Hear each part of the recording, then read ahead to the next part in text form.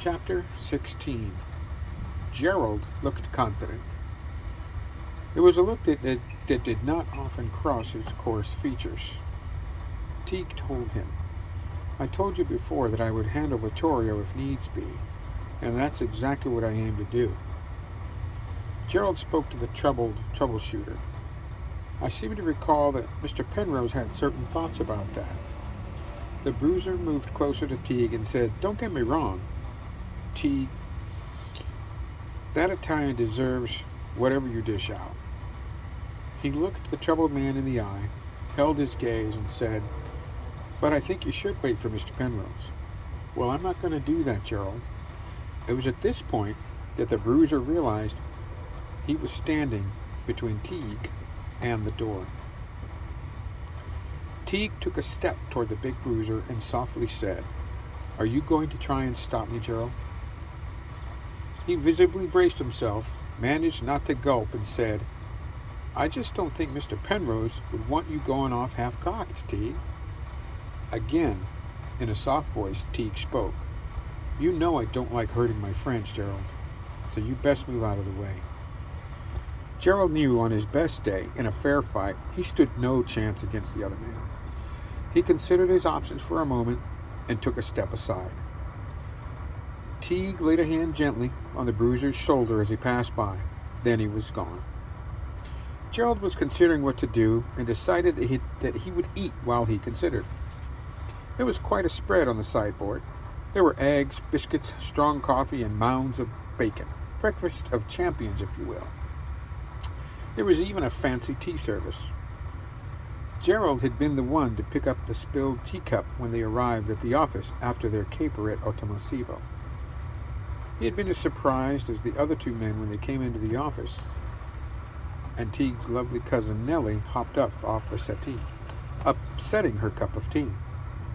Gerald was again at least as surprised as the other two men when he found out that Vittorio had taken Teague's mother. In truth, he would have been as anxious to take action as his friend had been. Gerald was not surprised, though, that Teague had waited till Mr. Penrose had left his main office before departing. Their employer had insisted on showing Miss Nellie to one of the private chambers so she could rest properly while they figured out what to do. This was after the Enterprise leader had dispatched Fitz to send some men back to the office and then to get some rest.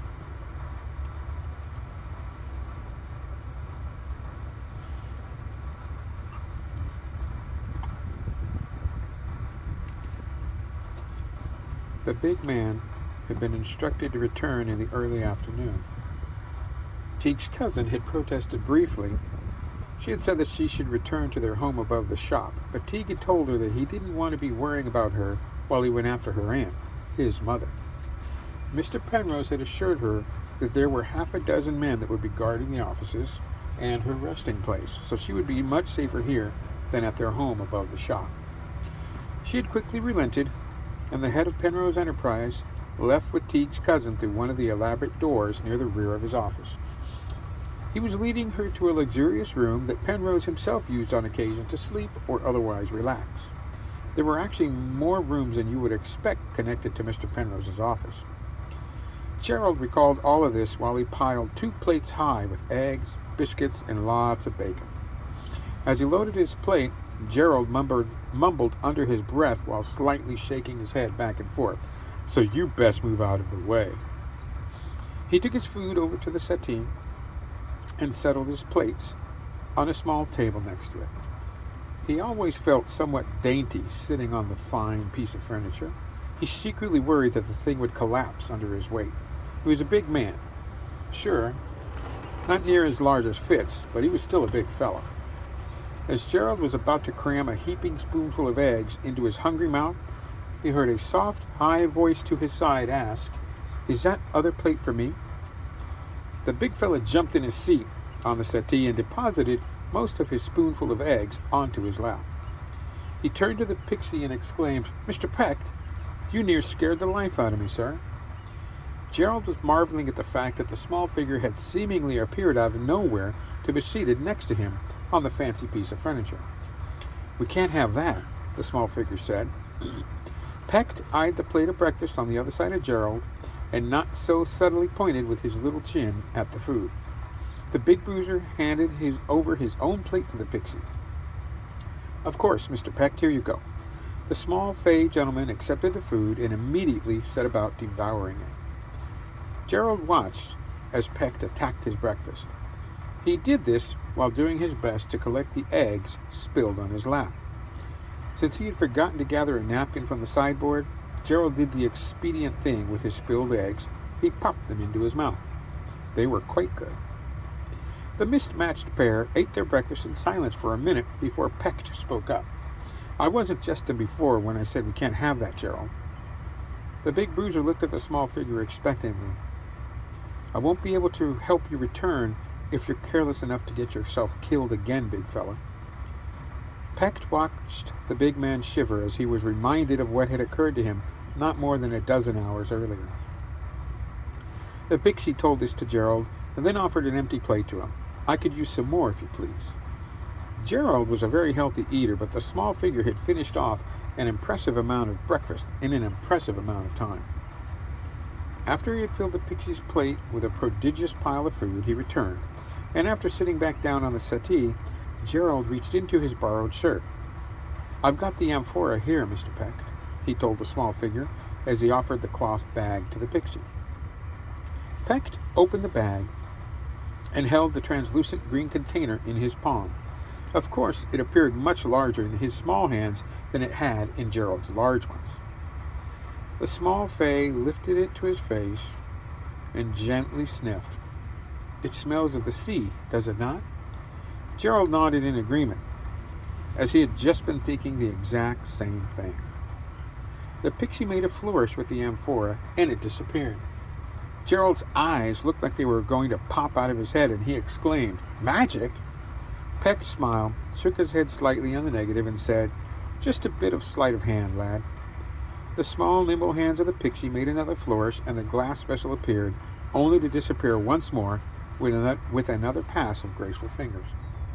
A few things popped into the bruiser's head as abruptly as the amphora had disappeared and reappeared. "I talked with a mouse," Gerald blurted. The pixie smiled, and the big man continued. "Well, I didn't rightly speak to it, Mr. Peck, but I knew what it wanted me to know." Peck nodded in agreement. The pixie told him, "It's another aspect of what went on between us, lad." Gerald looked equal parts amazed and confused and asked, "What else is there, Mr. Peck?"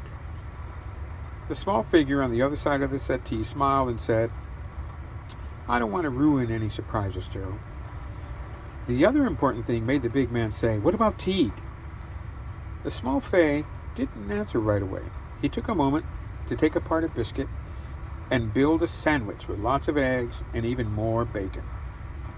The big bruiser fidgeted in his chair while Peck built his ridiculously large breakfast biscuit.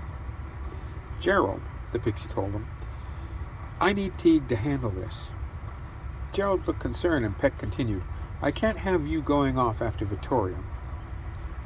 Gerald was slowly building a biscuit sandwich himself as he listened. The small figure could see and actually feel what the big fellow was feeling. "Look, Gerald, you can't handle that other fellow. Maybe Fitz could." Peck paused to take a bite of his sandwich. "Teague is the one that needs to handle Vittorio, just as he told you he would." "Isn't that right, Penrose, old boy?" the pixie said in the direction of the doorway that the Enterprise leader used to re-enter his main office. Penrose didn't hesitate to answer. "I would wager on Joan against any one man, that's true enough." As he said this, the slight Enterprise leader looked about his office and asked aloud, "And where is he?"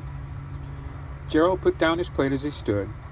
"Sorry, Mr. Penrose, sir, I tried to get him to wait for you, but he wasn't having it." Penrose appeared upset for a moment. "I'm sure that you did your best, Gerald." The Enterprise leader silently regarded the two mismatched figures for a few moments, then offered, "It's best if you get some rest, Gerald." Penrose could see the pixie nodding in agreement. "I'd like you back here by 3. Gerald had his mouth full with the last of his second plate, so he said nothing. He simply nodded in agreement.